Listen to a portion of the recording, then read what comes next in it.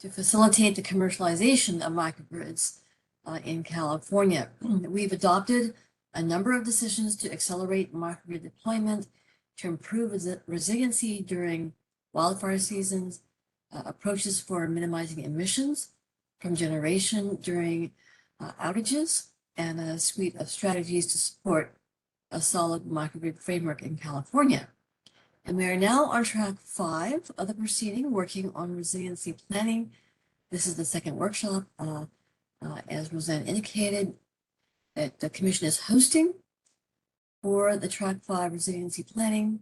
I am looking forward to today's presentation from Sandia, learning more about the social burden analysis tool and metric. I want to thank everyone for attending today's workshop, and I look forward to the discussions. Okay, back to you, Roseanne, and to Sandia. Thank you. Thank you, Commissioner Shiroma. I appreciate that. And now I will turn it over to Sandia. I believe Olga will be starting. That's right. Thank you, Roseanne. So good morning, everyone. Thank you for everyone on the call for taking time out of your morning today to join us.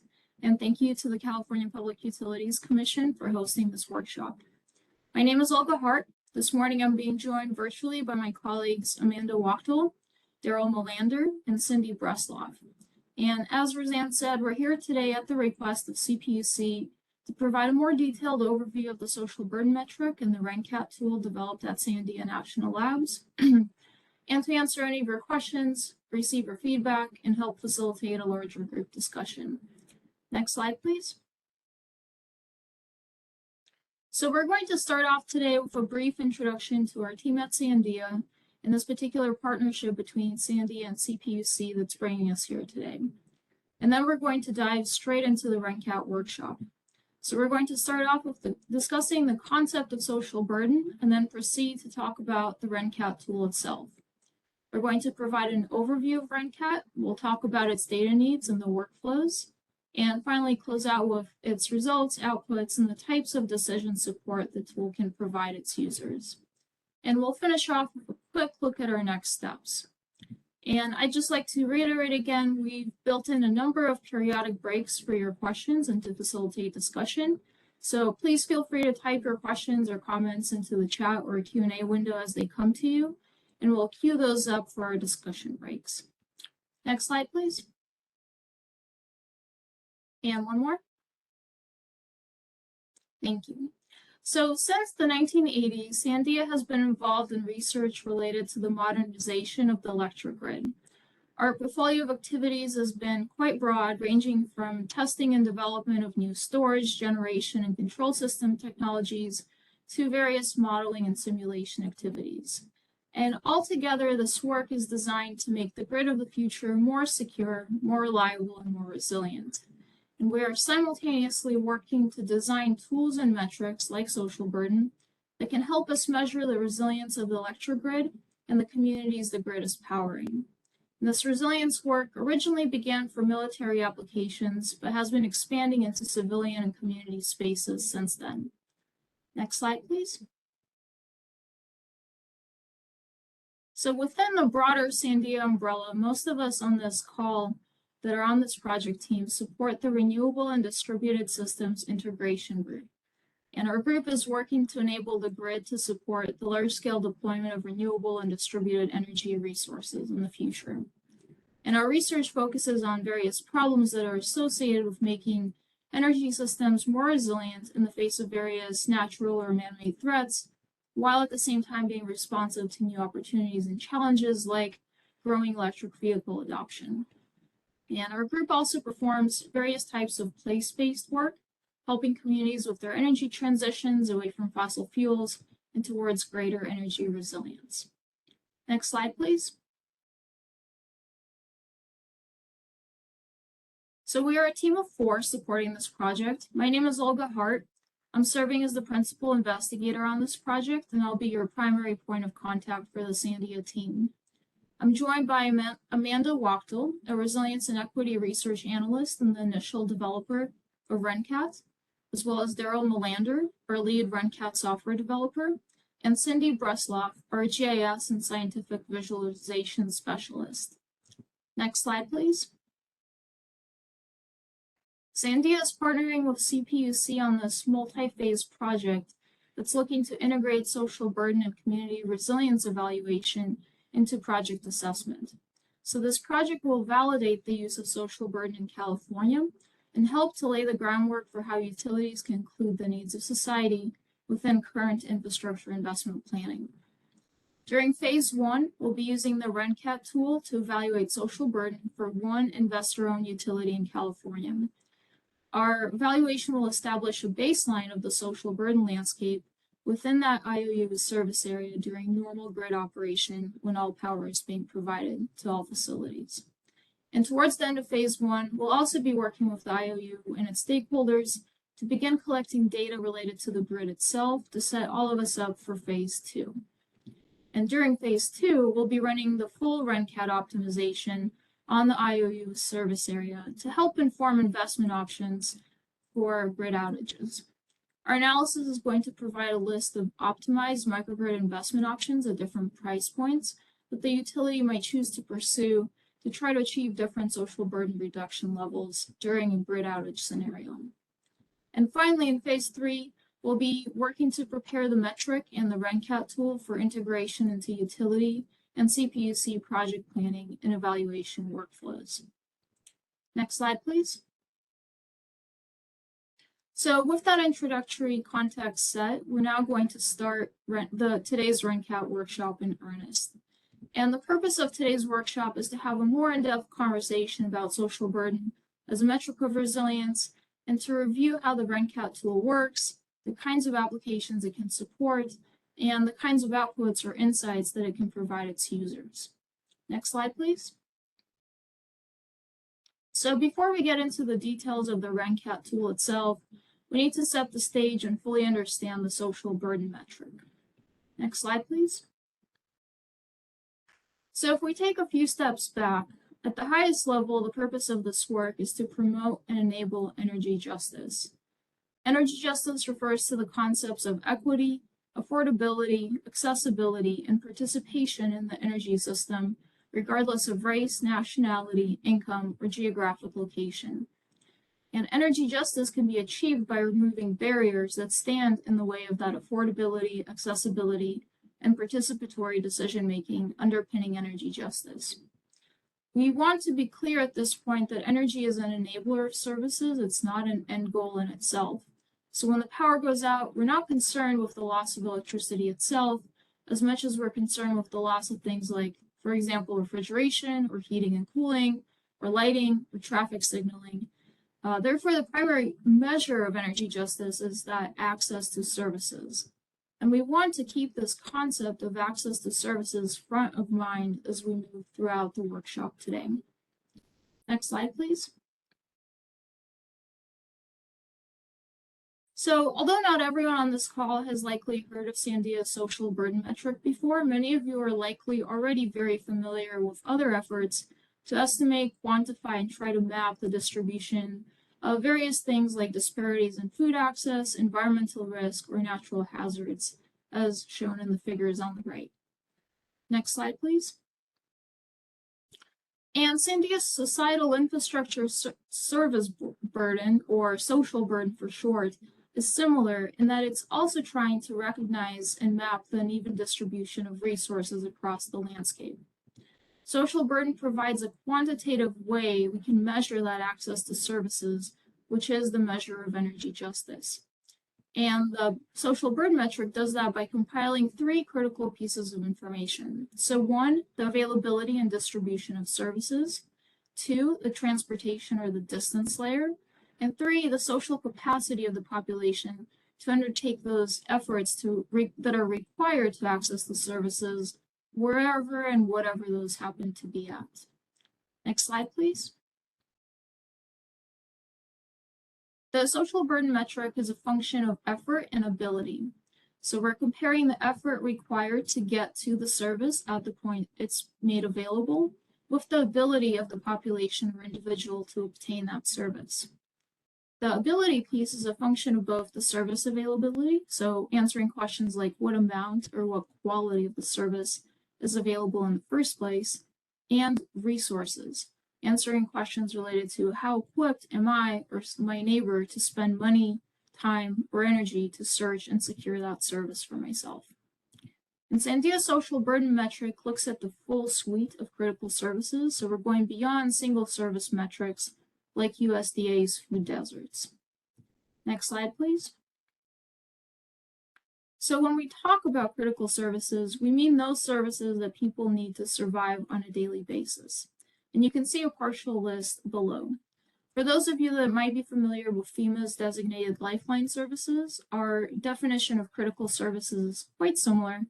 It actually captures many of the same types of services, but we at Sandia tend to place more emphasis on acute individual needs over longer-term municipal restoration. Next slide, please. So when we perform a social burden assessment, we need to map infrastructure to the services it provides.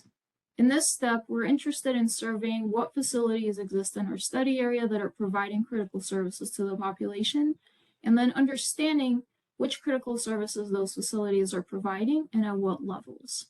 And one type of facility or one type of infrastructure sector can provide more than one type of critical service, and it can do that at different levels.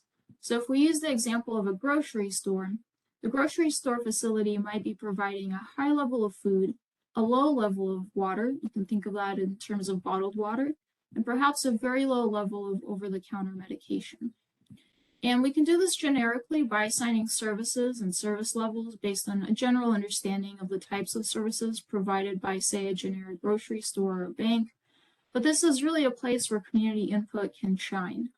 This input can be instrumental when provided by the communities and local stakeholders for us to get a more accurate picture of the services and levels available at each facility.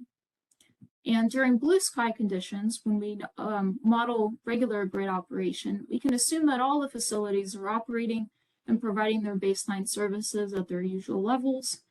However, if we have a resilience event when the main power is down, only those facilities that have backup power are considered to be online and providing services.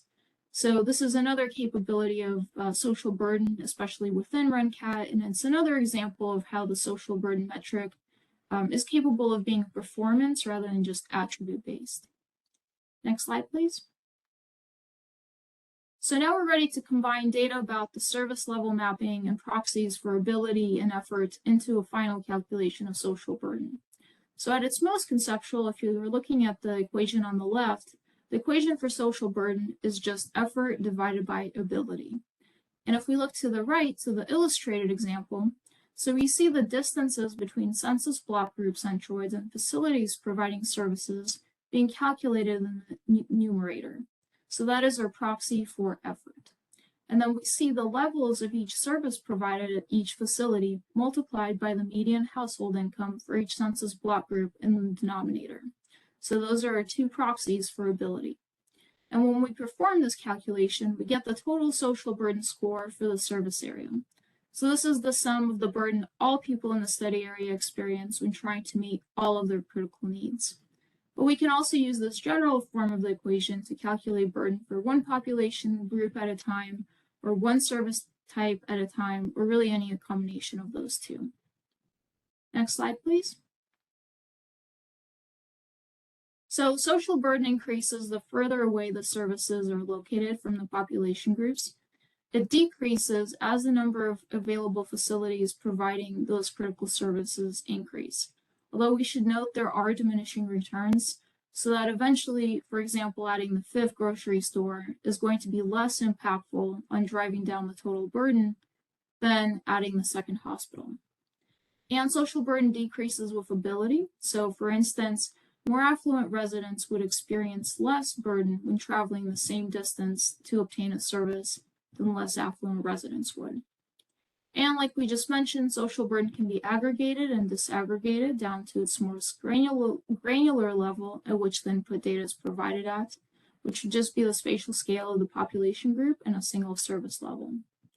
Next slide, please. So considering social burden when performing various types of infrastructure planning activities can really go a long way to advancing equitable access to services. In the two figures that are shown side by side on the slide, we see an example Sandia performed for the island of Puerto Rico. So darker shades of each color indicate a higher distance if we're looking at the map on the left, or a higher social burden if we're looking at the map on the right. If we were to consider distance alone, we would assume that the most urgent investments would be located along the eastern and southwestern coasts of the island, as well as on the islands of Vieques and Culebra, where the distance scores are highest. However, when we map out the social burden, we see that some of those same locations actually have the least burden, and placing additional resources in those coastal areas would actually not really be addressing some of the most pronounced disparities in service access. So you can see that going beyond distance and calculating social burden is able to expose a much more nuanced mapping of need. Next slide, please. So we're now almost at the very end of our deep dive into social burden. Before we move into our question break and open the floor for discussion, I want to leave you with a few of the attributes that we think make the social burden metric such a valuable tool for measuring service accessibility, and with that, if we recall, energy justice.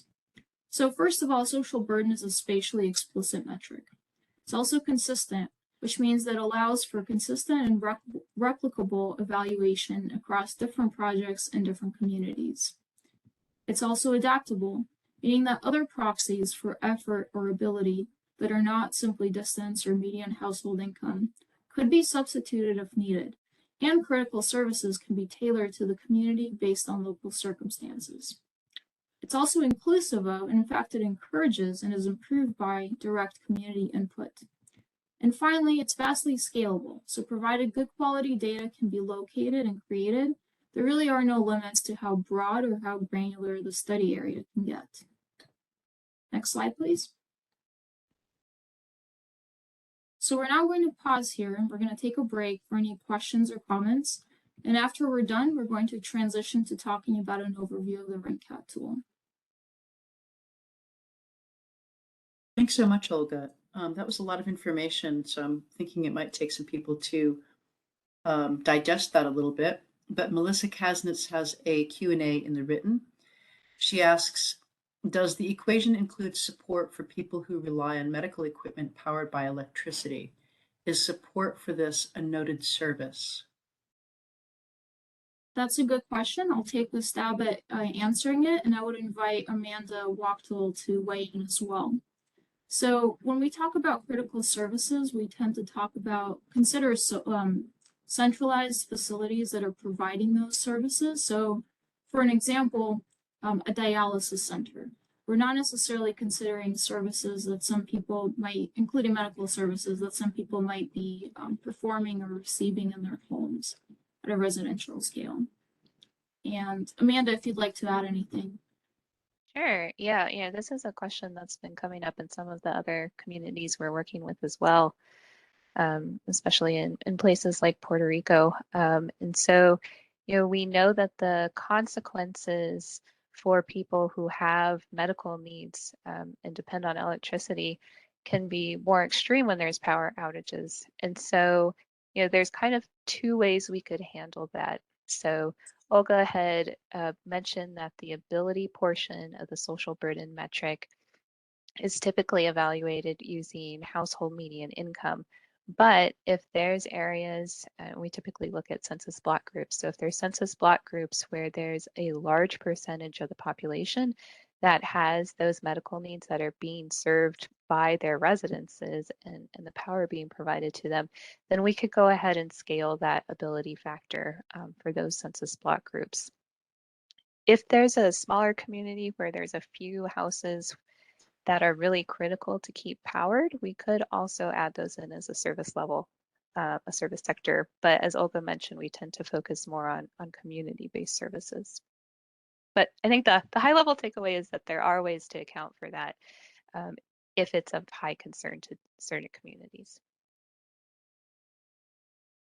I'll ask a follow-up question, Amanda. What level of the census block track can the tool look at?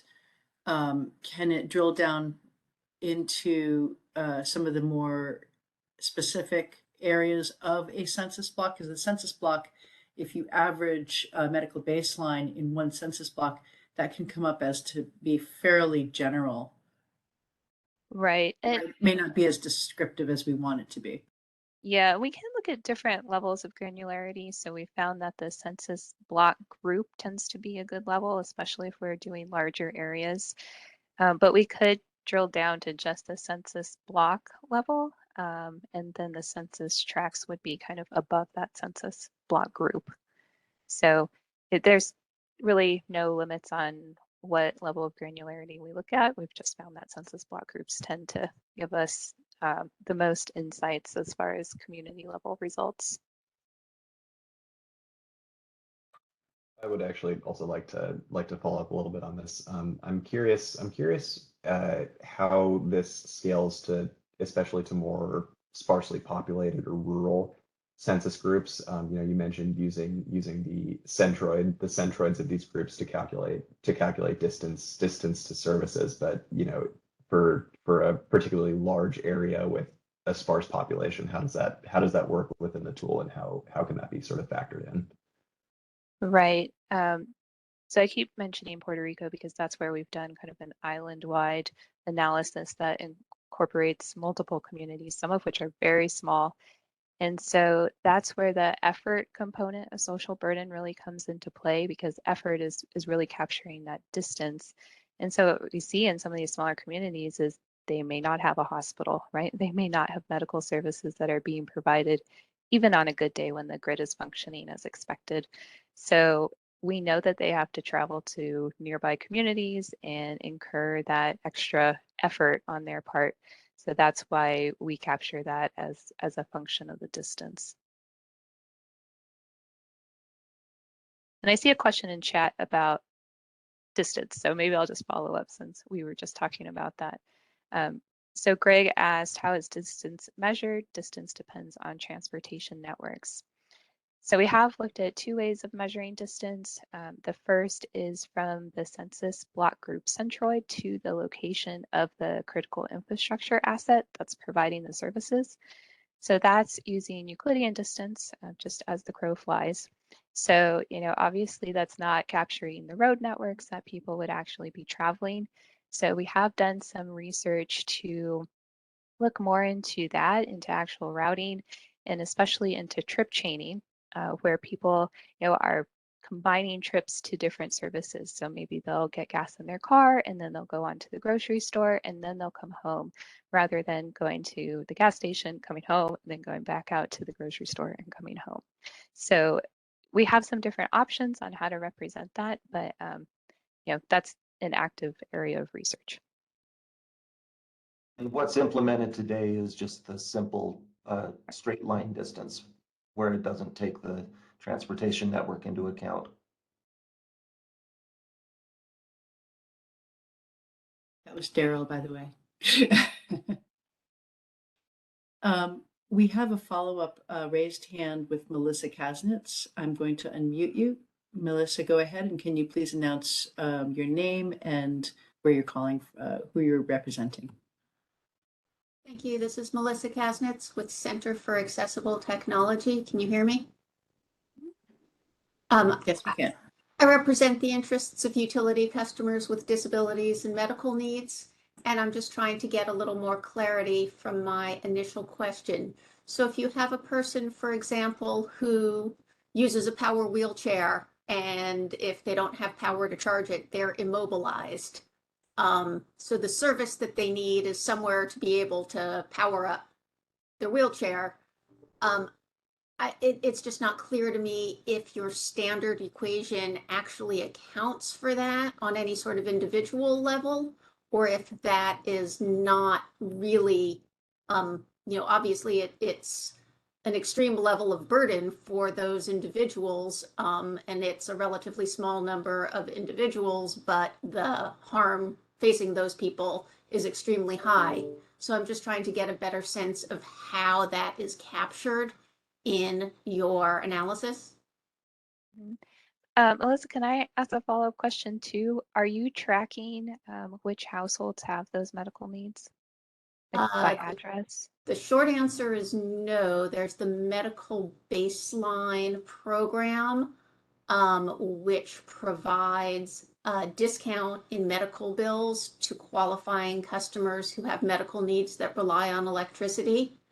That program is understood to be undersubscribed. Many people who are eligible are not enrolled, although there are efforts underway by the California utilities to increase enrollment in that program. There's also some effort, particularly in high fire risk areas, to encourage people to self-identify as having disabilities or medical needs in the household. But these are relatively new efforts.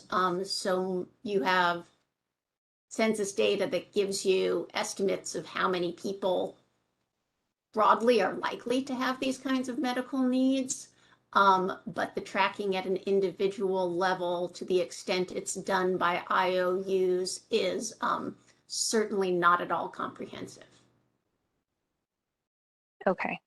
Yeah, that's good to know. I think if we had the individual addresses, obviously there's more that we could do when we're looking at, placement of microgrids and things like that. But, if we had it by the census block group level, then we could at least identify which census block groups have a higher burden because of those medical needs. So that's probably the result you'd see coming out at first is just who's experiencing kind of undue burden because they need power at their homes. And then once we moved into more of, the phase where we're identifying mitigation measures, that's where I think we would have to go in at the community level and better understand which residents have those needs and how it makes sense to meet those needs. So usually if we're talking about these community-based microgrids, they're going to be in areas that have hospitals, pharmacies, grocery stores. So that might not be where the residences are. So then you might be looking at more kind of one-off solutions for those people. Okay, and I think that's what Roseanne was getting at when she was talking about medical baseline, because that is the best data that we have. But I think everyone would agree that even though it's the best that we have, it's not ideal. Right. It's still pretty limited. And I think that's where it becomes so critical to be getting input from all of you, right? Because we have kind of our standard set of services that we look at and our standard way of approaching it. But when we can start getting feedback like that and more data and more information, then we can refine this to really meet the needs of these individual communities. Thank you. Great. Melissa, if you could lower your hand, that would be great. Then I know if I see it again, you're asking another question. I'm going to turn back to the written Q&A. Ravi Menon asks, is it safe to assume that the outcomes of social burden index are directly dependent on the quality of the census?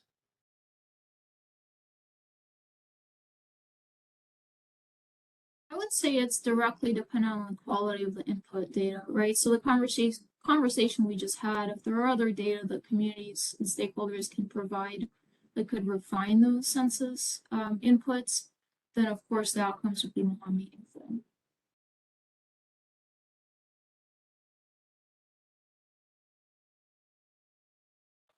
And another question is Greg Smith. I may have missed it, but what are the constraints associated with your optimization program? Typically, these types of systems are formulated to minimize some objective function subject to a set of constraints. Right. That's And our we'll be next getting topic. into that. I'm sorry. I was just going to say we'll get into that in a little bit more detail, but Daryl or Amanda, if you want to take it. Yeah, I'll go ahead and take that. So there are two capabilities that we're discussing today. One of them is burden evaluation, and the other is optimization. And what we've discussed so far has been entirely on the burden evaluation side and not on the optimization side. We will discuss the optimization a little bit later, possibly not to the level of detail that you're asking here. But we will be addressing optimization later in the day, and I would recommend that you ask additional questions when we get there.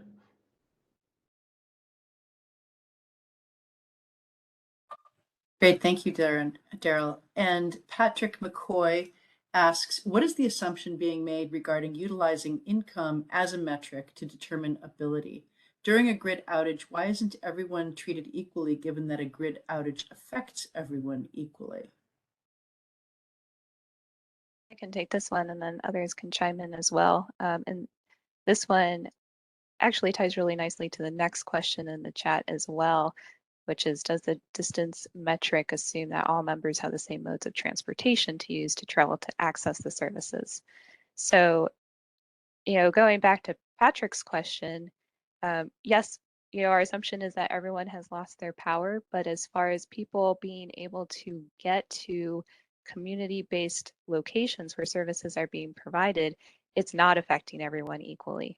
If someone has a car, it's much easier for them to drive to a grocery store that's still powered versus one that is closer to them that they normally go to. Whereas someone without a car who's relying on public transportation, which may or may not be available during a grid outage, or who has to walk on foot miles to get to that same grocery store, it's going to affect them very differently. And we can think of, similar situations for all the other service types as well. So that's why we're scaling it by household median income, is because we're trying to account for those differences in people's ability to, get to where the service is, which can be very different depending on modes of transportation, and then also to afford it once they're there. So some services are going to be free for the community. Maybe you have points of distribution that are distributing food and water for free. But if you're having to go to a pharmacy or a grocery store, you have to have the money to be able to pay for those services. So income is really going to be a huge differential between someone who can get those services and someone who can't.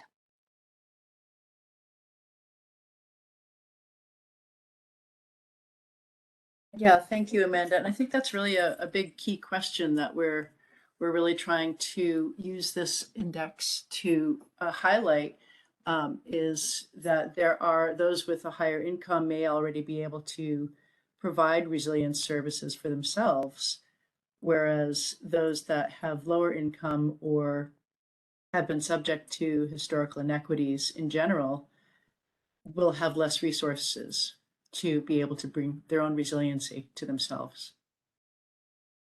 I'm going to see if there's any more questions here, and then we can move on. There are no more Q&A, and I don't see any other raised hands. So let's move on to the next section.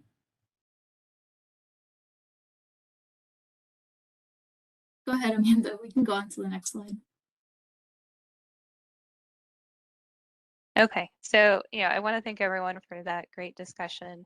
And if you still have questions about social burden, especially as we're going over ReNCAT, feel free to ask them during the next discussion time.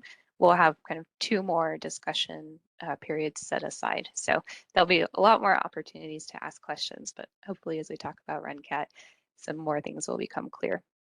So ReNCAT stands for the Resilient Node Cluster Analysis Tool. Next slide. We just went over social burden and how we think about community access to critical services during emergency situations when the grid is unable to provide power. So, this whole conversation about how much social burden people experience is a good starting point, but then the next logical step to take is how to use that information to decide how to maximize investments that are going to benefit the most number of people in the community in an equitable way. So taking into account some economic measures as well.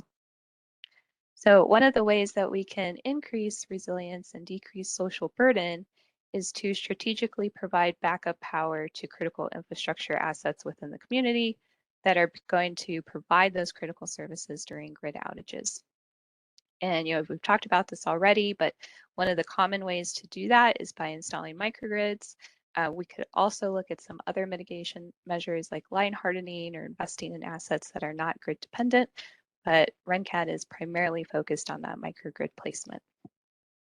So what we are really looking for is a tool that helps decision makers understand the trade-offs between the different investment options that they're looking at based on what critical services we want to remain online, characteristics of the population that are affecting social burden, such as income levels, and then of course the cost that's going to be incurred to install those mitigation measures. Next slide. So that's where this ReNCAT tool comes in. ReNCAT is a desktop application that was developed at Sandia, and it really started off as a computational tool that we began developing in 2016 when we were working with New Orleans. And it's now progressed to an optimization tool that determines locations on where to put microgrids throughout a community. So ReNCAT is looking at the distribution system and where critical infrastructure is located within the system. And then based on the services that those assets are providing and where people are located, it determines which subfeeders to power through the creation of microgrids. And it also takes into account the anticipated consequences of threats that impact resilience. And it does that to be able to determine where it should or shouldn't be placing the microgrids. You know, we don't want to be placing microgrids in places that are going to have fires or extreme flooding. We want people to be able to get to them and access the services. So overall, ReNCAT is trying to minimize social burden by providing critical services, but it's also trying to minimize the costs that are incurred through building the microgrids and buying the generation needed to power them. So those are the objectives: minimize social burden and minimize cost. And we know that communities have a lot of goals during these types of analyses that they're trying to balance. And so that's why it's really important to show that trade-off between the cost of making these investments and the benefit that they're providing to the community. So, you know, when we're working on these tools, we're trying to help decision makers maximize the impact of those investments and provide the most benefit to society in an equitable manner. We really feel like that equity component is important in these types of planning and investment scenarios. And then, as Daryl mentioned, you know, besides running the full ReNCAT optimization, ReNCAT can also be used to evaluate social burden, either during blue sky, which is just normal day-to-day operations when the grid is running, or during an emergency event, which we call black sky, or a specific set of proposed improvements. And then I already mentioned our work with New Orleans, but we've also used ReNCAT in a lot of other places and communities. So places like Pittsburgh, Nags Head, North Carolina, Colorado Springs, San Antonio, and then we have been using it extensively in Puerto Rico across the entire island since after Hurricane Maria. Next slide. So just to reiterate what we're doing with ReNCAT and social burden, as part of this project, you know, ReNCAT is a tool that can either be used in optimization mode or as a social burden evaluator, which are the two different capabilities it provides. And then with those two capabilities, we're going to be applying them to 3 phases as part of this project. So Olga went over these phases, but now that you're familiar with social burden and a little bit with ReNCAT, I just wanted to, go into some more detail about what those are. So phase 1 is what we're working on right now.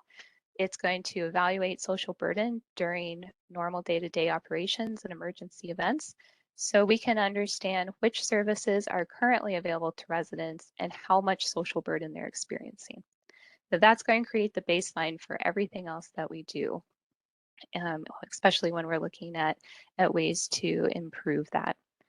So then in phase 2 of the project, we're going to be running the full ReNCAT optimization and working with decision makers to understand where the most beneficial investments can be made and what the trade-off is between social burden and cost. And then in the last phase of the project, we're also going to be using the social burden evaluation capability, but we're going to be using it a little bit differently. It's going to be used to compare different proposals and understand how the equity metrics differ. We're obviously just kicking off this project, but we're planning to interweave these capabilities as it makes sense because we're trying to provide the most value and information to you and the communities. Next slide. So as I mentioned, ReNCAT is trading off between lowering social burden and minimizing cost. And the results of ReNCAT give us what's called a Pareto frontier of solutions, and that's what's depicted on the bottom left. So in a ReNCAT run, we'd see that all of the solutions fall in an arc between the orange dot and the blue dot. And each dot, the two that are shown plus the ones between them, would be representing a portfolio of one or more microgrids that's minimizing social burden at a specific cost point. So the two dots that you're seeing here are the extremes. If we don't make any investments to improve resilience, we end up at the orange dot in the top left. We haven't done anything to improve access to services, so there isn't any cost associated with that scenario, but social burden is at its maximum. We haven't done anything that's going to reduce it. And then on the bottom right, at the blue dot, if we were to make investments that would power as many critical infrastructure assets as possible to provide critical services, we'd have lowered social burden as much as we can, but the cost would obviously be really high to do that. Each of these options that ReNCAT is producing are considered Pareto optimal. So it's really up to the communities and decision makers to determine how much they can spend and if that's going to decrease social burden enough. Typically, what we see in real life is that means that decision makers end up selecting a portfolio that's in the bottom left quadrant, which is labeled target portfolios on the slide. That's where social burden has decreased quite a bit from its maximum, but the cost is still relatively low to fit within a budget. And then on the graph on the right, we're just reiterating what our goals are with ReNCAT. So for the population as a whole, we want to invest in mitigation measures that increase resilience in order to decrease the social burden that residents experience as they try to get to and obtain critical services. So we make some investments, and then the community has better access to services during emergencies. So that was a really quick ReNCAT overview, and I'm going to hand it over to Daryl now to go over the inputs and outputs of ReNCAT.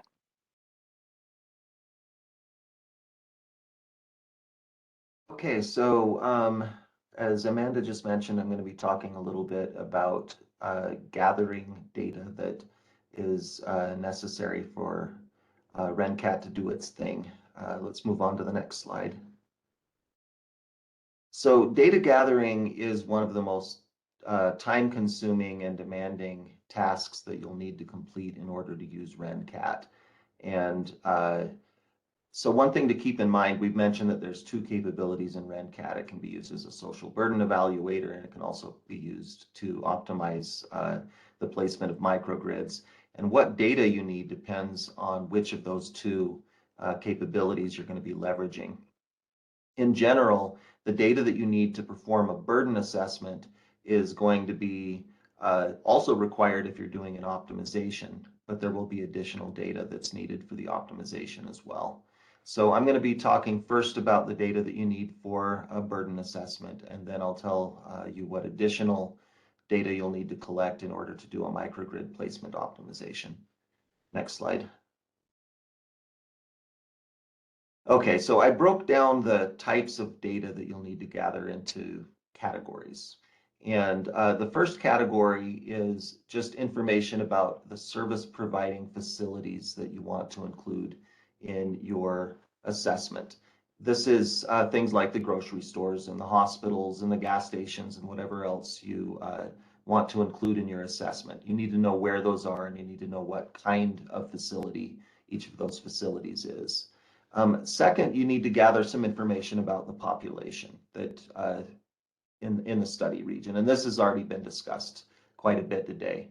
Generally, we've used census block groups as the basis for our population data. You aren't constrained to do that.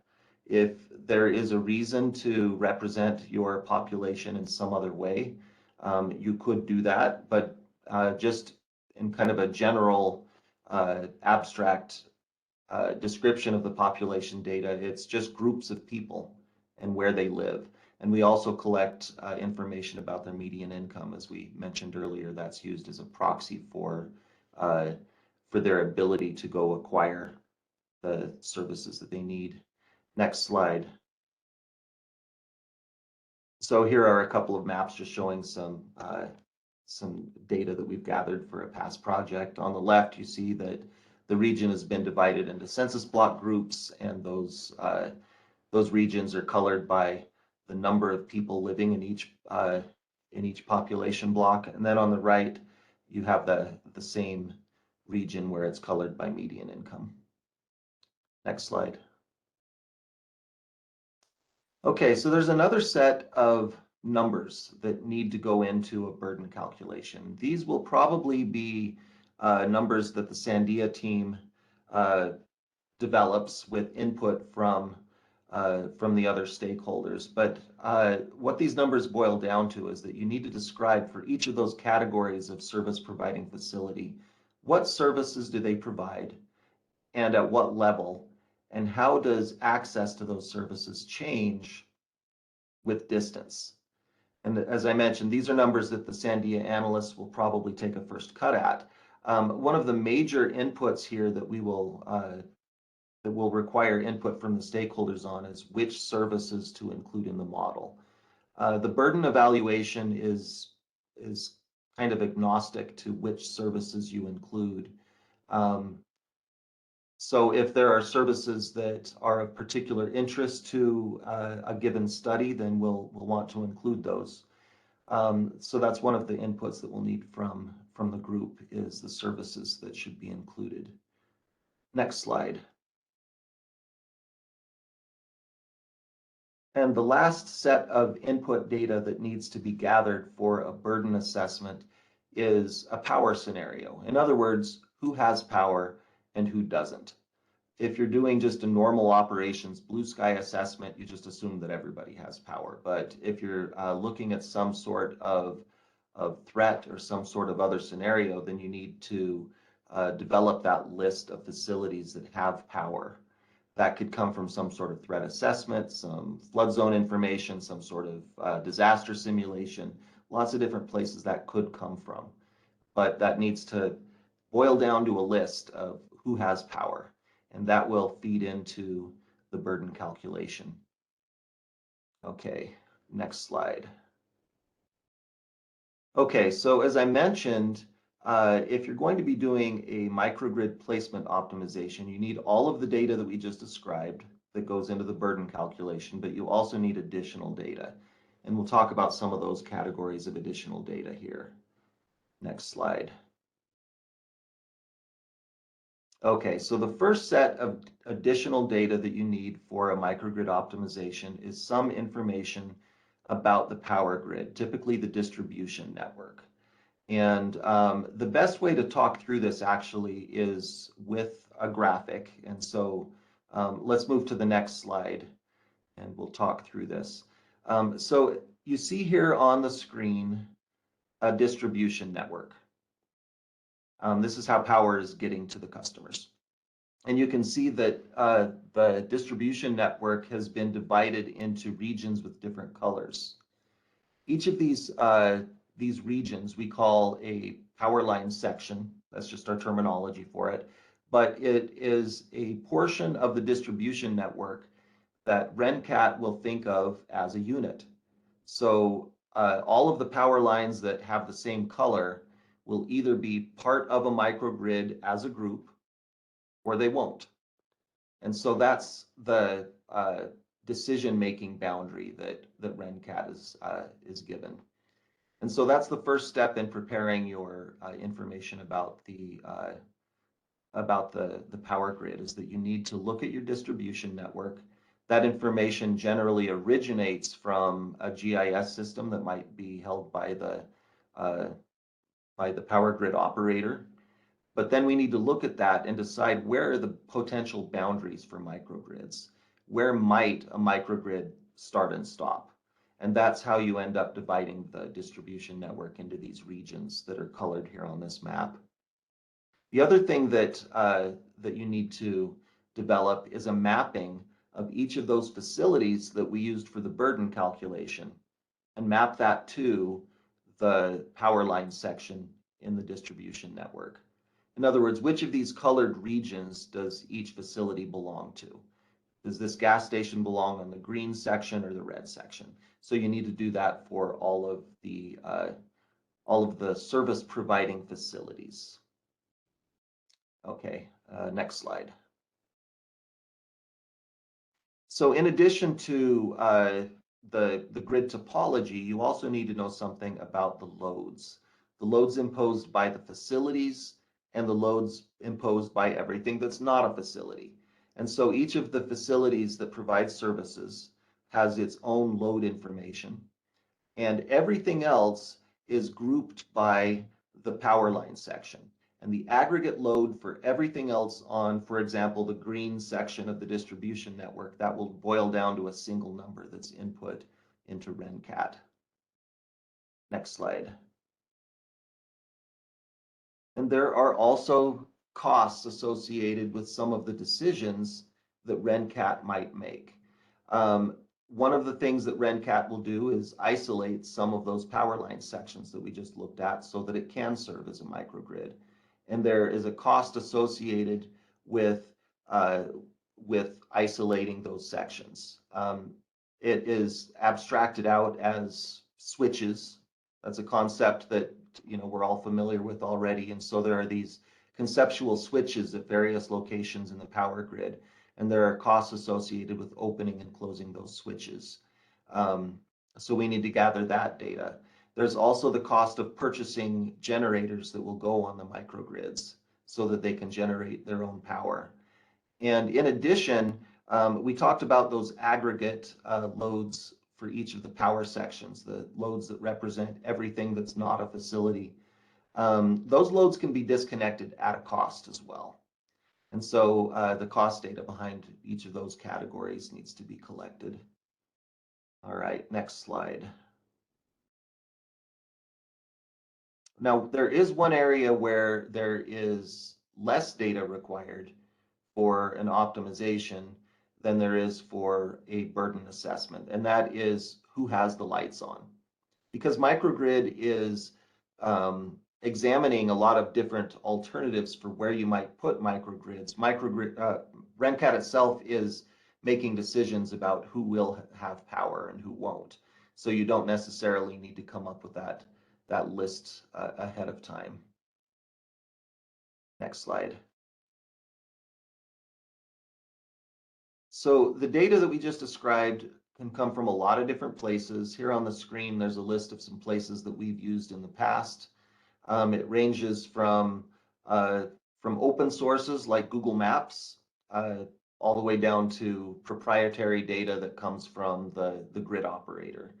But that data will, of all of those different categories that we just described, it will be collected and then entered into the ReNCAT tool so that it can either perform a burden assessment or a microgrid optimization.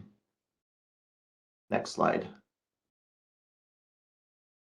So just in general, some things to think about as we prepare to do some data collection. You need to think about sources, run through that category of data and just think, where would I get each of these types of data? Also, the data will likely be in a lot of different formats, and those formats eventually need to be processed into a spreadsheet-like format that ReNCAT can ingest. And finally, you need to think a little bit about the people that will be involved. You need people who have access to the information, who are familiar with the tools and the formats so that they can manipulate the data, and also someone with the expertise to make some of the decisions that need to be made. For example, where you might want to split up your distribution network into potential microgrid regions. So those are things to think about. Next slide. And finally, this is just a summary of the categories of data that we just looked at. Next slide. Okay, so why don't we take an opportunity for another break and more questions here before we move on. Great, let's start with the Q&A. I see a question from Sam White, Sierra Club. Is there a way for ReNCAT to account for the social burden of losses incurred by customers beyond transportation burden? For example, the impact of spoiled groceries or lost income. And he follows it up with, what is the timeline for development of phase 2 and 3 optimization and evaluation? Okay, so I'll take the first one. I would say that there's a couple of different ways to answer that question about additional losses. The social burden metric is pretty generic and abstract in the way that it's formulated. And some of those parameters that describe the burden associated with acquiring resources, you could somehow reflect things like spoiled food in that type of burden parameter. I think that's kind of shoehorning it in a somewhat unnatural way, to be honest. But that is one way you could do that. I would say that it isn't an explicit part of the social burden metric. I'm not sure if any of the other Sandia representatives would like to add to that at all.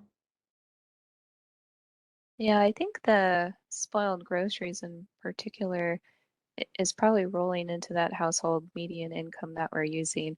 I was actually thinking about that as I was getting breakfast this morning. You know, if my power went out for a few days and I had to rebuy everything in my refrigerator, I could do that. But somebody with, you know, fewer economic means couldn't, right? They'd have to pick and choose what groceries they want to replace. So I think median household income captures a little bit of that. As far as lost income, have put some thought into how these kind of long-term effects get included in social burden. So right now, social burden is, you know, looking kind of directly after an event takes place and when people are trying to access these services, when the grid is down.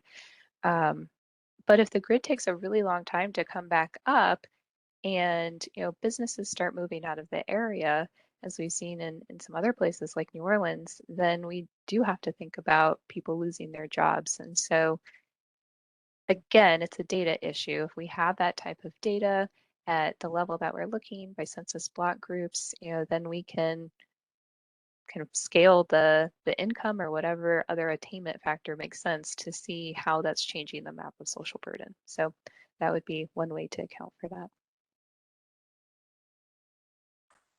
Well, I'll add to that that in our discussions in the working group last year, this question came up, and it's one of the reasons that we've been talking about, well, in those working group meetings, we were talking about combining metrics like combining the social burden index with affordability metrics, or the economic metrics that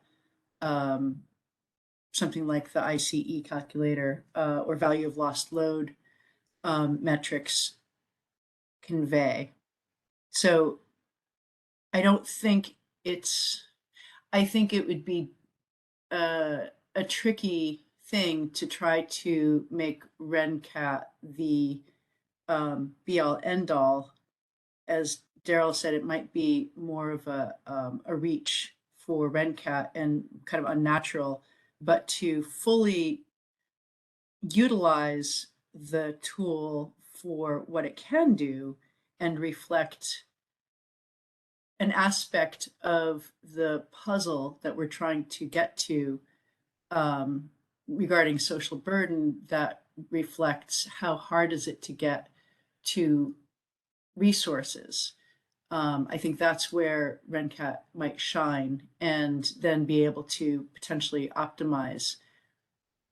And yeah, I think that's why, you know, we would probably be having to look at, and we'll discuss some of this in our next workshops, is what other metrics would we have to look at, and how would we combine those metrics in order to provide a fuller picture that incorporates some of these other questions.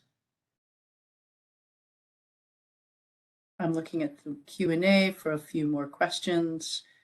Sam asks, what is the timeline for development of phase 2 and 3, optimization and evaluation?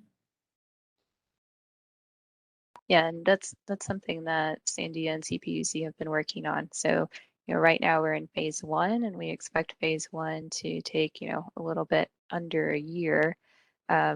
Getting that initial evaluation of social burden during blue sky, is maybe a few months worth of effort. And then kind of after that, we want to be working with the IOU and CPUC to fully understand what data we're gathering for phase 2, because, I think you have a better idea now that Daryl has gone over all of the inputs.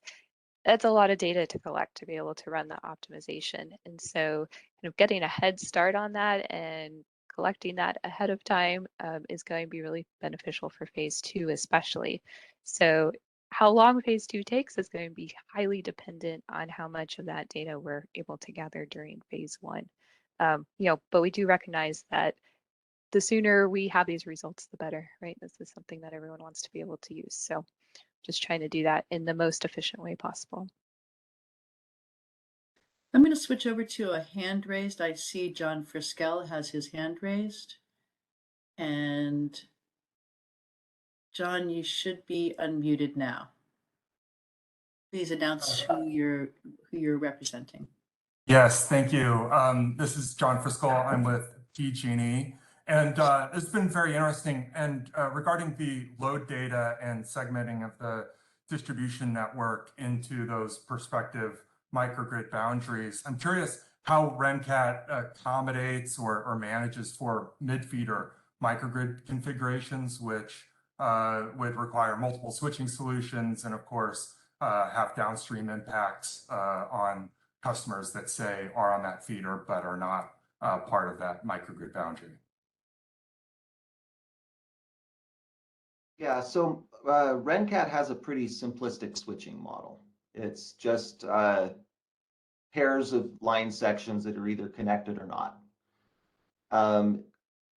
If you can come up with a combination of switches that somehow models the situation that you're talking about, then we can do that.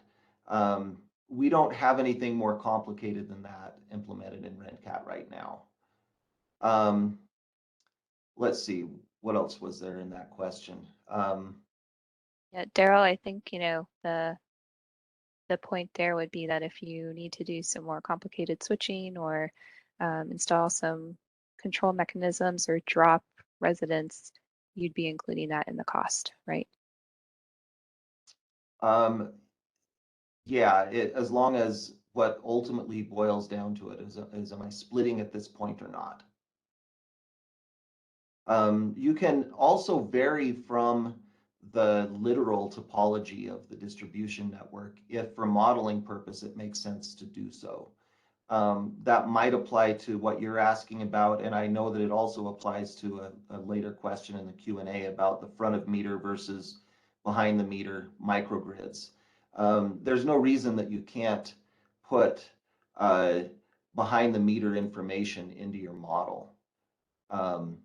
And you can also include existing generation capacity in a model. And so that's one way that you can handle that. So I think that might also apply to what's being asked right now, that you model it however makes sense for your situation. It doesn't need to strictly be the distribution network that you're modeling. All right, thanks, Daryl. A lot to unpack there.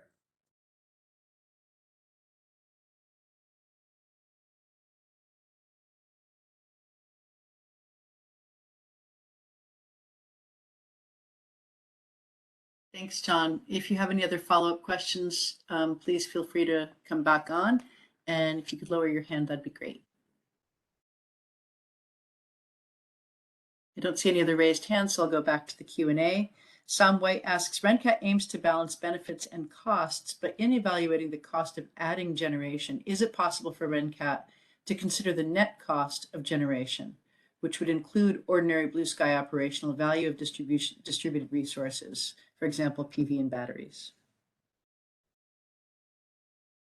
Yeah, so If there is a sensible way to include that in the cost data that gets fed into ReNCAT, then that can be reflected. There are other tools that are more focused on the operational aspects of microgrids. And in many cases, those tools would be a better fit for this kind of question. ReNCAT mostly looks at a snapshot in time. It says if the power system looks like this, then what is my burden and my cost associated with that? It doesn't really consider changes over time. It doesn't really consider the operational aspects of that unless you happen to embed that into your cost data.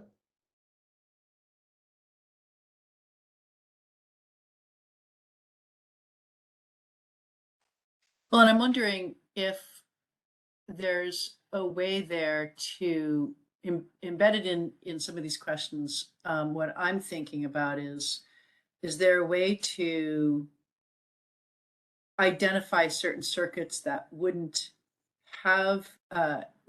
be subject to outages because of different resilience mitigation measures that might be embedded in to the system by the utility on, in different power planning processes.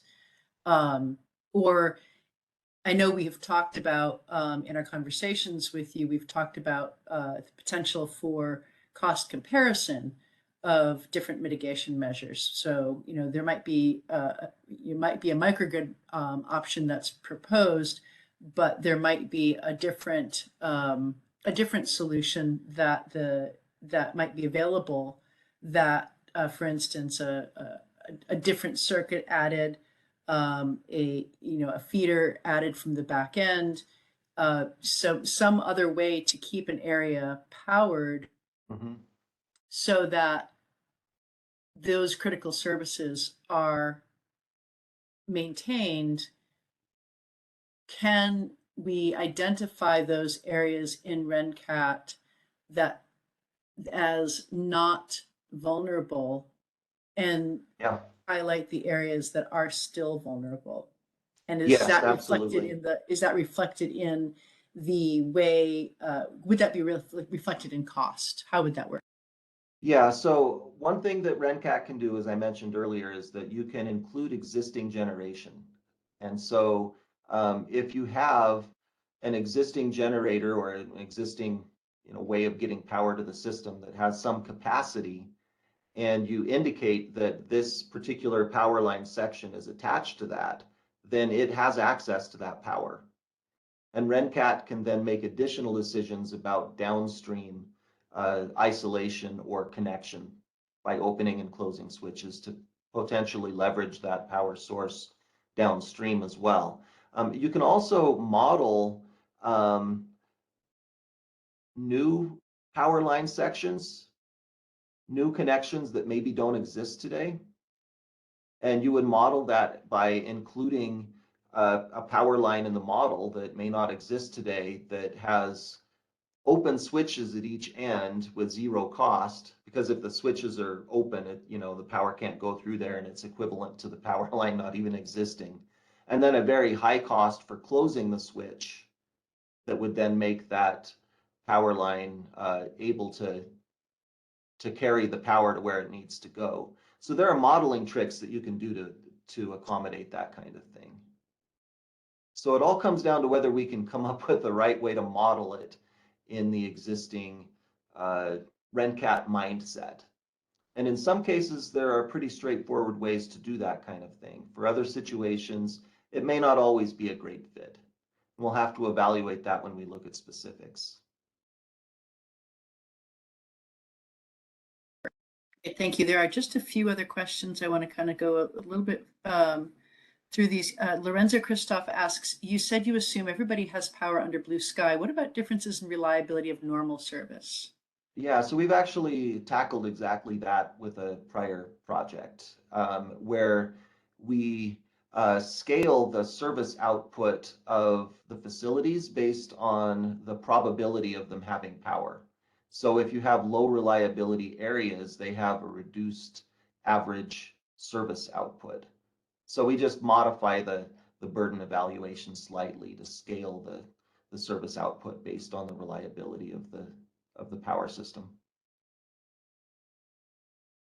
Great, That's thank one way to you. tackle it. It may not be the only way, but that's what we've done. Roderick de la Cruz asks, any validation made using past events to simulate and confirm analyses results?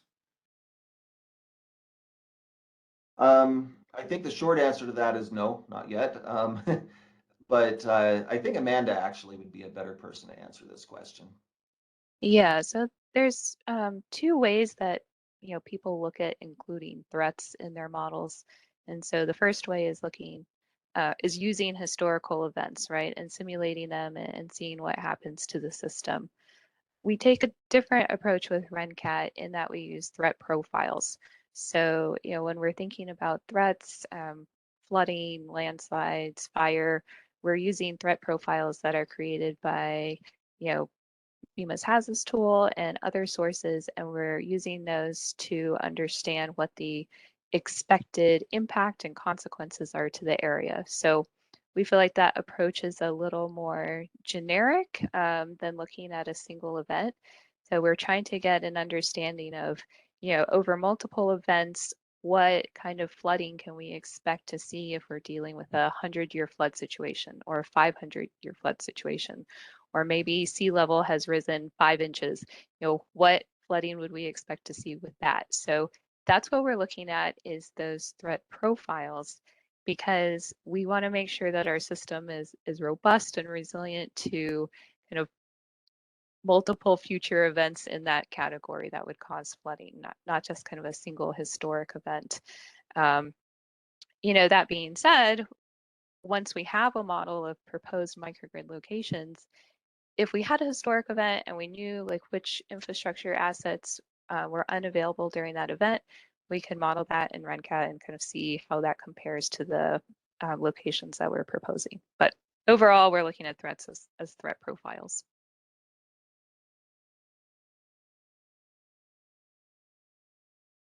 Okay, thank you, Amanda. Greg Smith asks, it seems like we need to perform a lot of a priori analysis to make this work, such as defining feasible microgrid boundaries and the respective costs. Am I understanding this correctly? Also, are the burden parameters the method by which the various model weights are established? I would say you're correct on both of those counts, yes. So the work of doing a ReNCAT analysis, as we mentioned, is, one of the big tasks there is working with the data and preparing the data, gathering the data. And so the tool itself, it isn't doing everything for you by just, here's, data that it automatically knows exactly what to do with. It does require a lot of that pre-processing. And those burden parameters are indeed some of the most important model weights.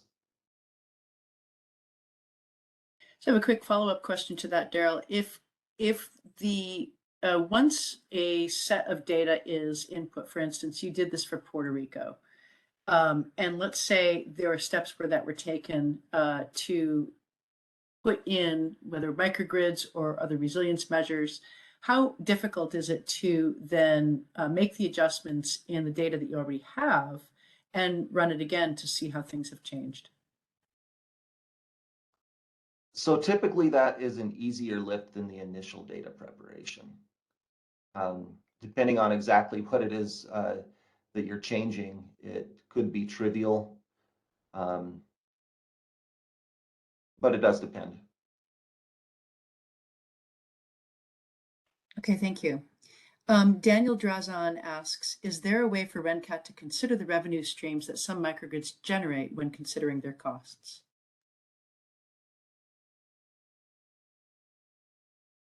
So as far as I know, this is not something that we've ever done before. We could probably come up with a way to reflect that in the costs that are entered into the tool. And as I mentioned earlier, there are other tools that are more focused on the operational aspects of microgrids. Sandia has one called MDT, for example. I have a feeling that those tools might be a better fit for this kind this kind of issue. Yeah, and I think that's where the economic analysis that Roseanne was talking about earlier would also come into play. So, if you're using these microgrids during normal operations for something like load shedding, that might be better captured in that type of analysis. And Pat McCoy asks, and I think we might have touched on this already a little bit, but Pat McCoy asks, this tool seems to make decisions regarding microgrids installed in a front of the meter application that energizes a portion of the distribution grid. Why not consider behind the meter microgrids for critical services facilities? What if this is a lower cost option? Yeah, we did address this at least partly. It can be modeled to reflect that. And an example is that you can introduce a little tiny section of the distribution network that only attaches to, say, the grocery store that might have its own generator. And so a behind the meter type of solution there could be modeled just by having the ability to kind of isolate one or a small group of facilities. And they could optionally also just connect into a larger set of power grid sections and be part of a larger microgrid, and ReNCAT would be able to evaluate which of those options makes more sense.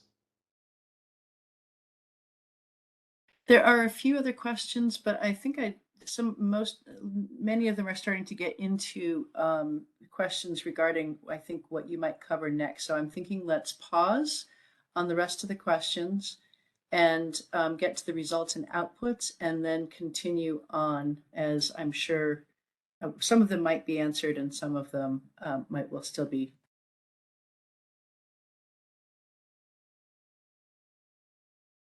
All right, let's go ahead and move to the next slide then.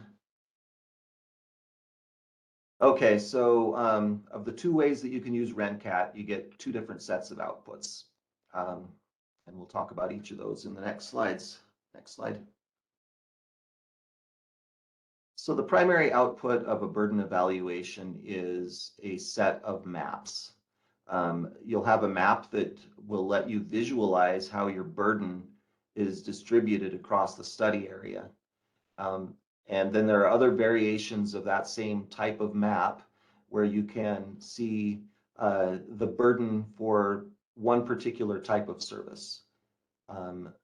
And you could also potentially zoom into a small region here and look at the different components of burden for that region. So that's the kind of thing that you'll get out of a burden evaluation. And burden assessment is what we'll be doing in phase 1 and phase 3. Next slide. Okay, so for an optimization, this goes back to what Amanda mentioned earlier. There's this Pareto frontier of portfolios. That's what the output of a microgrid placement optimization is. And so it is a multi-objective optimization where it's simultaneously minimizing both cost and burden. And so what you end up with is you see at various price points, you see what the best burden that ReNCAT was able to find for each of those cost points would be. And so up and to the left, you've got low cost but high burden solutions. And as you move to the right, the burden drops. And the further to the right you go, the more the burden drops. So you can kind of see that trade-off between cost and burden.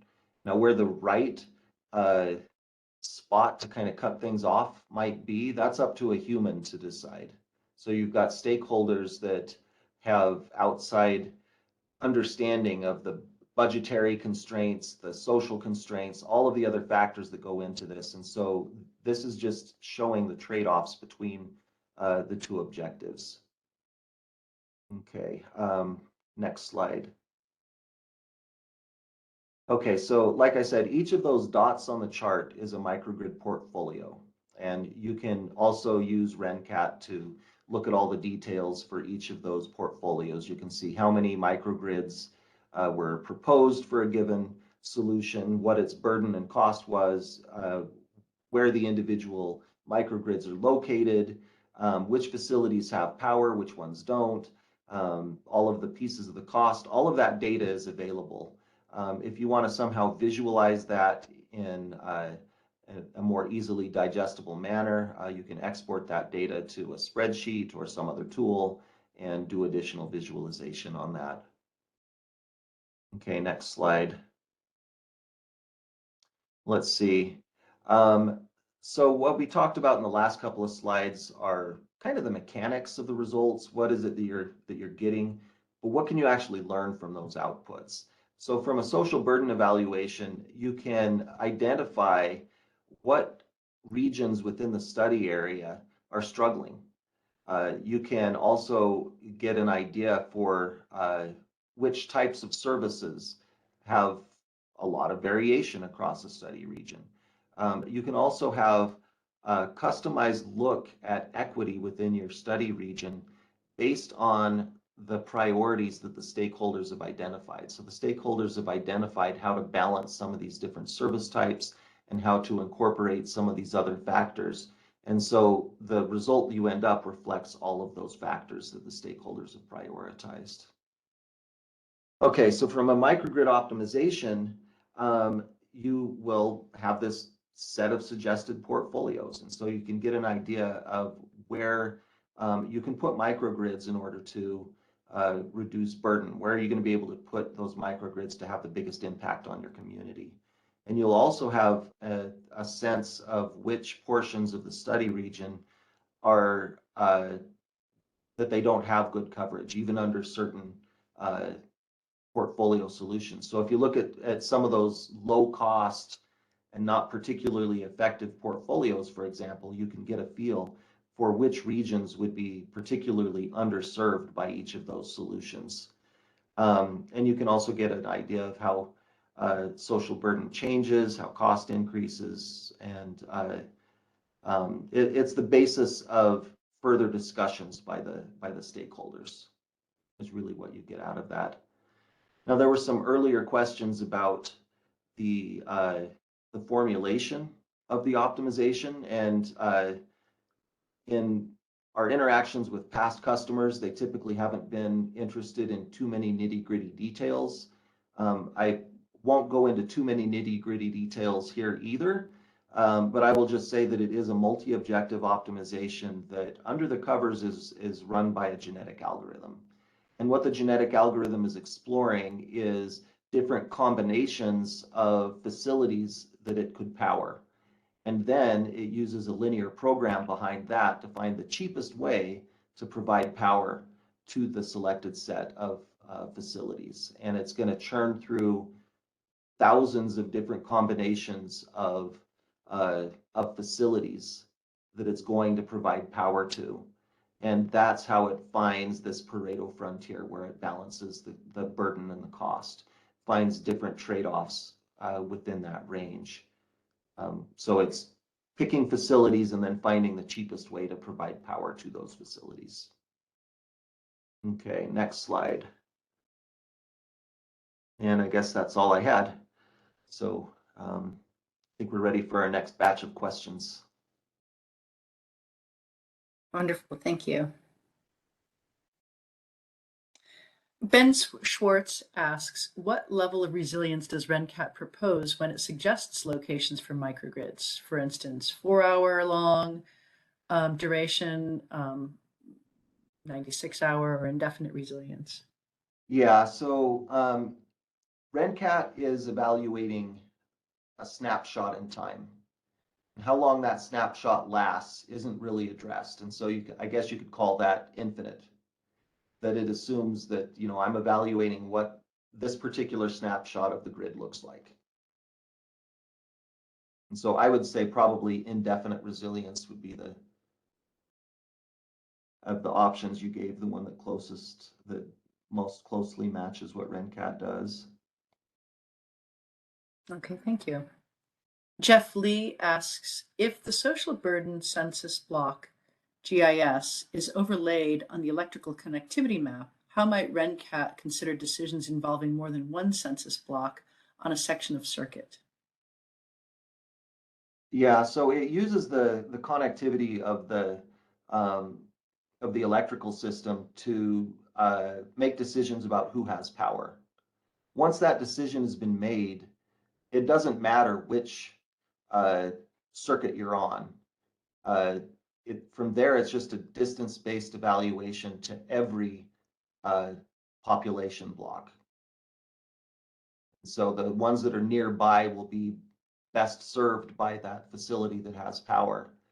But it also has an impact on, a small impact on reducing burden for those that are farther away as well. So I have a follow-up question for that. I know I believe back in our working group introduction to the ReNCAT, we discussed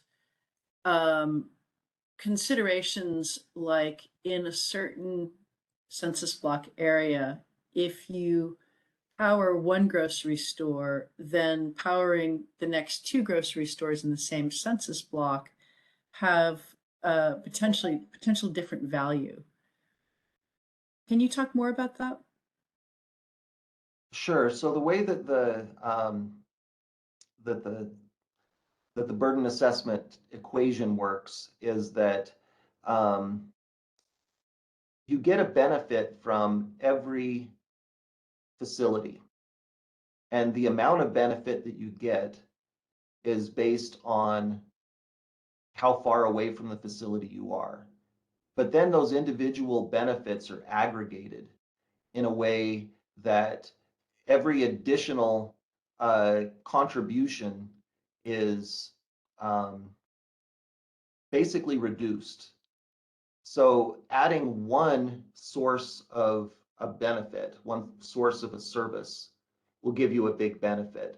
Adding an additional one will, let's say that you've got two facilities that both by themselves would have an equal contribution of benefit to a particular census block group.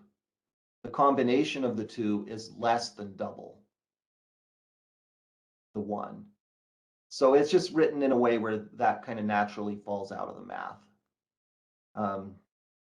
I could show you the equations, but that's basically what it is that each source of benefit, when you combine sources of benefit, the combined benefit is less than the sum of the individual benefits.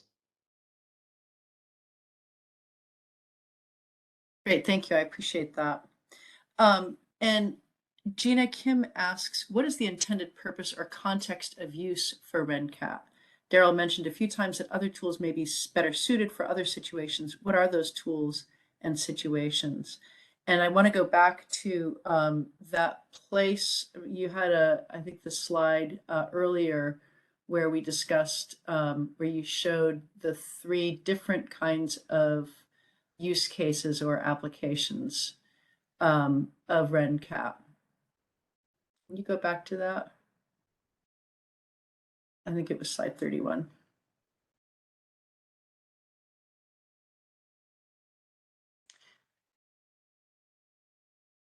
Because my understanding is, from what I'm gathering from your presentation here, we have the evaluative use. We have another level where we can potentially put in mitigation measures and look at optimization of those mitigation measures, in this case, microgrids.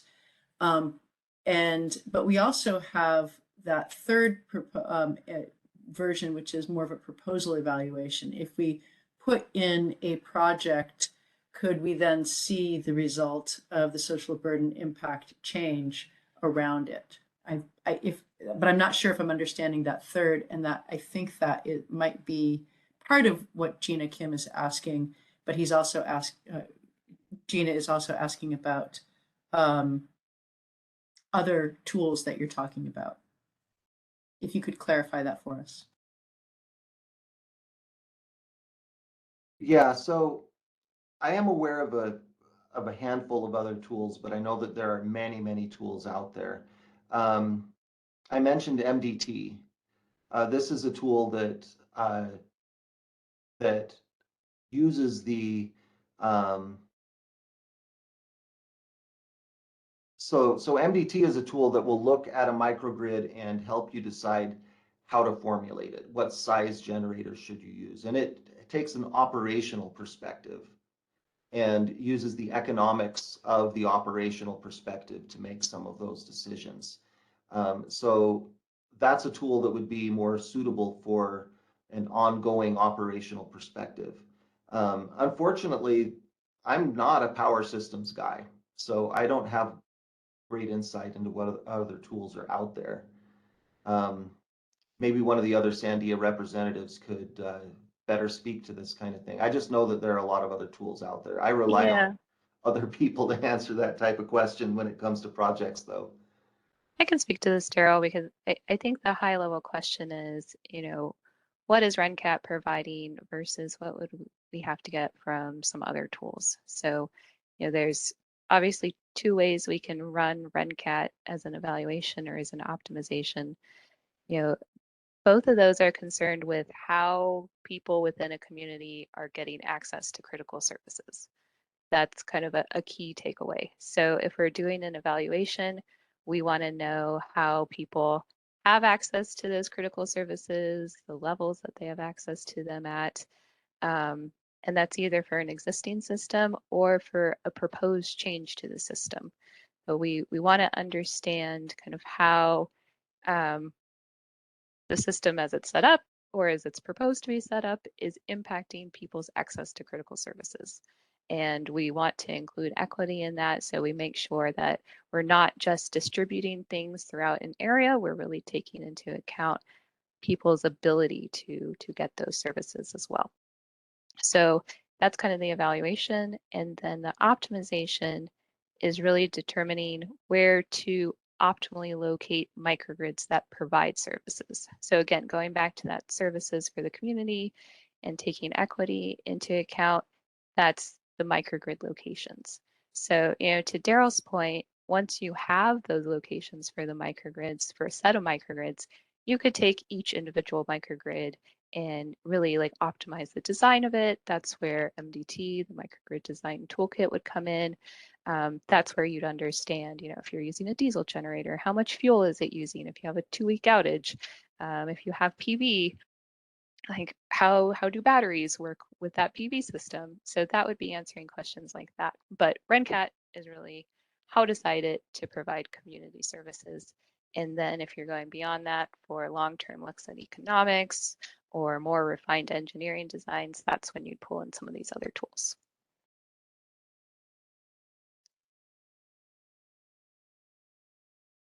Thank you, Amanda. I appreciate that. So again, so we have these two evaluations. One is more of a general, more geographic social burden evaluation.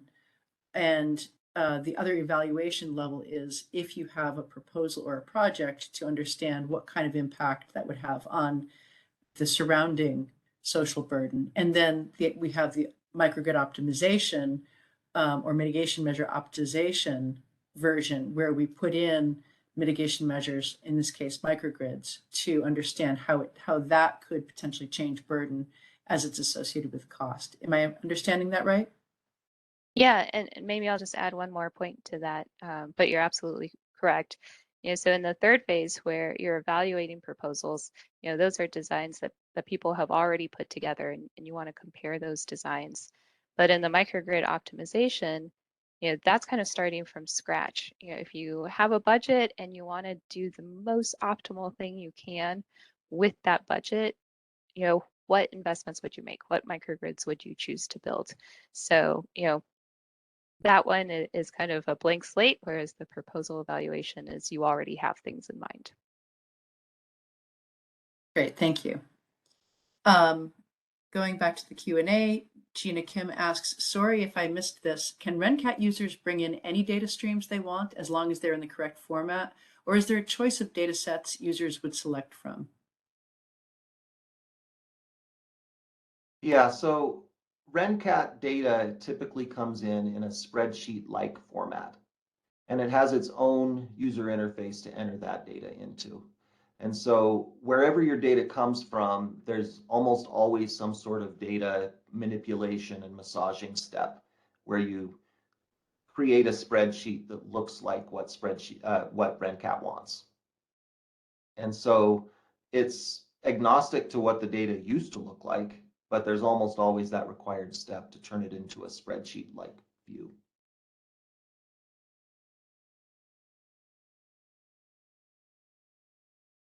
Okay, thank you.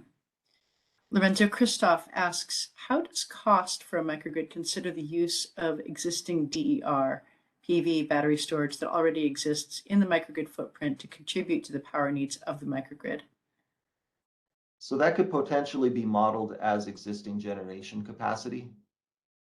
And so that would reduce the capacity that needs to be purchased to fully support the microgrid.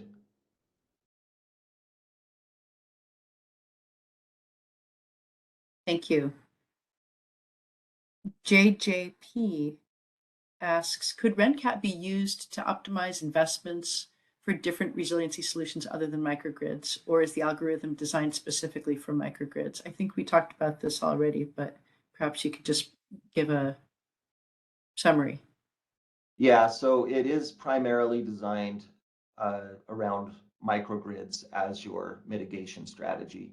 But if you can include the consequences of other mitigation strategies in your modeling, then it can accommodate that. I think there are some mitigation strategies that are easier to include in the model than others. And we are hoping to be able to expand ReNCAT in the future to include additional mitigation strategies as well. And one that we just added was a certain type of line hardening. So ReNCAT actually can handle a very small subset of line hardening scenarios as well.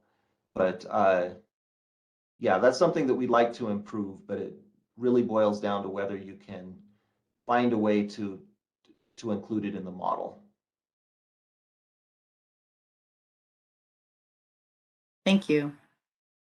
Gina Kim asks, how might the information from ReNCAT be harmonized with other tools that aim to quantify resilience in terms of traditional economic costs and benefits?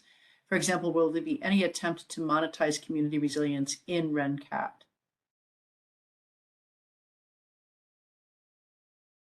Yeah, we've seen this on other projects where people think about resilience in terms of cost, and we've tended to kind of stay away from that with social burden, because what that ends up looking like is putting a cost on people's lives, which makes me personally very uncomfortable.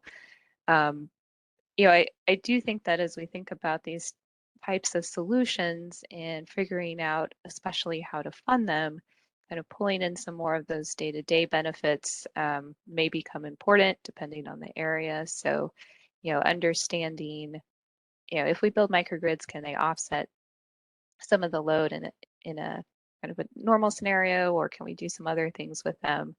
And what are the long-term costs of building them and maintaining them? So, especially when we're looking at renewables, we've seen that, there's a certain trade-off point where, if you're putting in a PV and battery system, if that system is being run a lot compared to diesel generation, then you're saving on fuel costs, for example. So I think there's some economic analysis that could start to put numbers around the solutions that we're choosing, but I don't know that we want to associate numbers with human lives.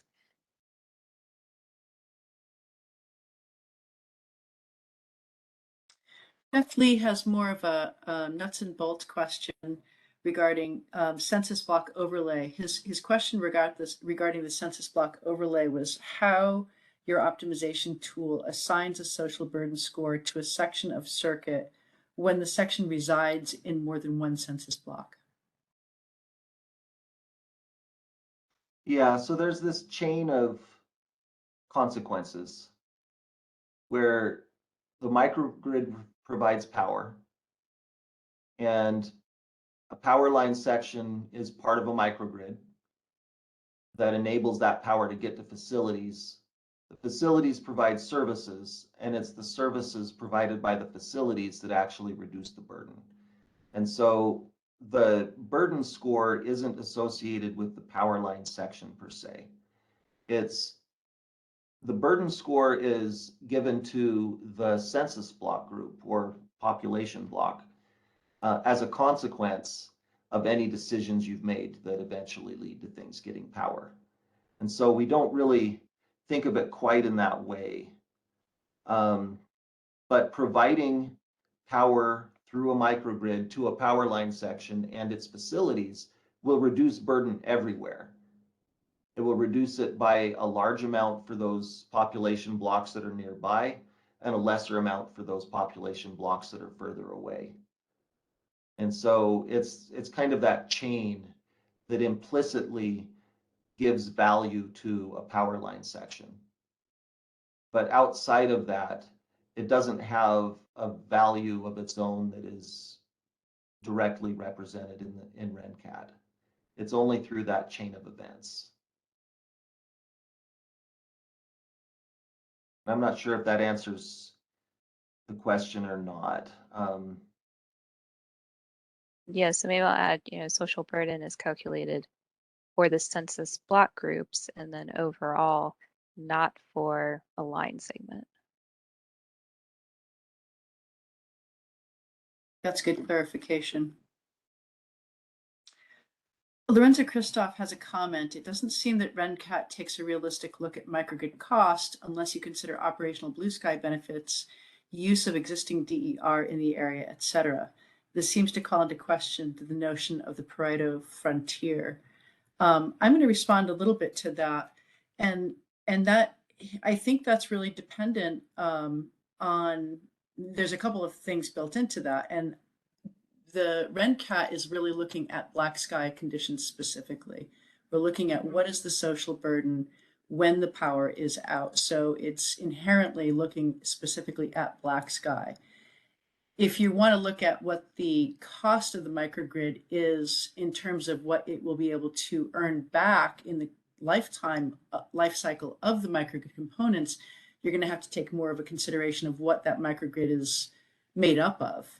And what, that's going to vary determining by its configuration, whether it's PV, whether it's, like the RCAM, whether it's tied into the CAISO market. So the cost of that, I think when you're looking at the Pareto frontier, you're having to look at more of the cost of it in association with black sky conditions.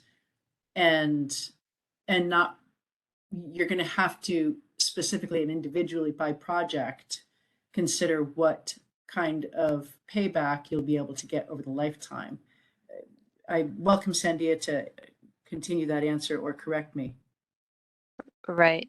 No, that's correct. And just to clarify, based on that question that's in the chat, we can consider existing DERs that are in the area. So, this question keeps coming up. So I just want to clarify that, if there is existing DERs that you can use during a grid outage, we can represent that in ReNCAT, and that lowers the amount of generation that you have to purchase to power the microgrids.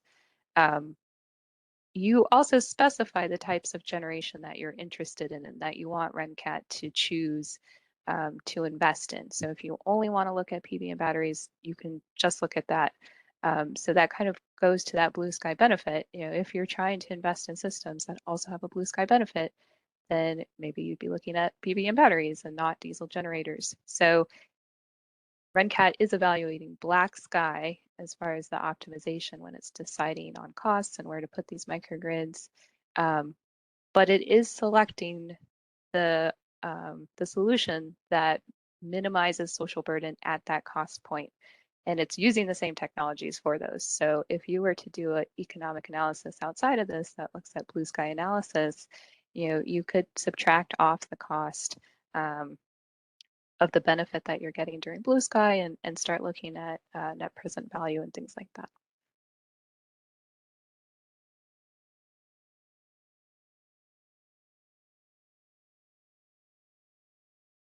Thank you, Amanda. Greg Smith says, one challenge is that determining the actual boundaries of a microgrid isn't obvious up front, and ReNCAT requires these to be defined a priori. What's the approach here? Yeah. Yes. So what we've seen in the past is that we'll look at the distribution network topology data that's available from typically the grid operator, and we'll look at existing switch locations first and say, well, there's already a switch here and already a switch there, and select some subset of the existing switches to represent one set of candidate microgrid boundaries. From there, working usually with the customer, we will look at additional places that they have a reason to consider potentially putting a microgrid boundary. And so we'll introduce additional switches to the model that have zero cost to close, because, you know, a closed switch at that point represents no change to the existing structure, and a high cost to open because it represents installing a brand new switch in the network. And there may be other additional adjustments as well. So that's kind of the flavor of the process that we've gone through in the past, at least on the projects that I've been involved in. Right. But we're not saying that a specific subfeeder is or is not included in a microgrid. So we're not predetermining the locations of those microgrids, only the locations of the switches, and then, you know, the power lines that are between those switches. And then ReNCAT is deciding which of those lines to power or not power through the creation of a microgrid. So, you know, it's kind of less specified than maybe is being said in the chat. I would also just point out that when you have like a series of closed switches, one after the other, that can take a whole grouping of power line sections and combine them into a single microgrid location. So each of those colored sections of the distribution network we looked at earlier, that isn't necessarily a one-to-one mapping to potential microgrid locations. You can combine adjacent ones into a single microgrid as well. Thank you so much. I know you have just a few other slides to talk about next steps, and then we have closing remarks from Commissioner Shiroma. So I'm going to hold on the rest of the questions and turn it back over to you. All right, thank you. Let's go to the next slide. Our next steps are pretty short. So thanks everyone for your discussion and your attention. Our next steps for phase one, first is to identify that utility partner and then begin data collection. So as a reminder, phase one is just that baseline blue sky social burden assessment. So we're looking for data on infrastructure assets and their locations and census block group data. So that is pretty limited until we start preparing for phase two. And then finally, our next steps are beginning to work with the stakeholders to map those infrastructure sectors to critical services. And we can go on to the next slide. And with that, we are wrapped up, and I think we're close to time, so perhaps we leave it off here.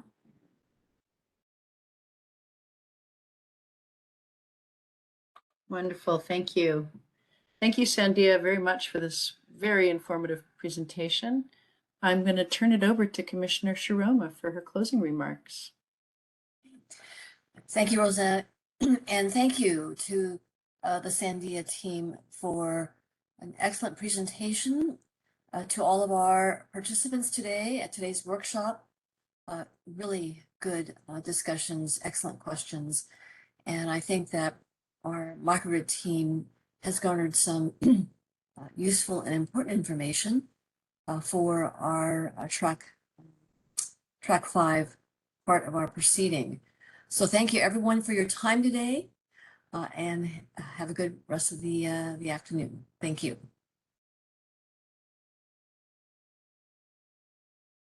Thank you so much, Commissioner Shiroma. If your question was not answered today, we will try to send the remaining questions to Sandia for answering and send those answers to the service list. Thank you everyone for your time and attendance today. And this is the end of this Track 5 workshop. Thank you.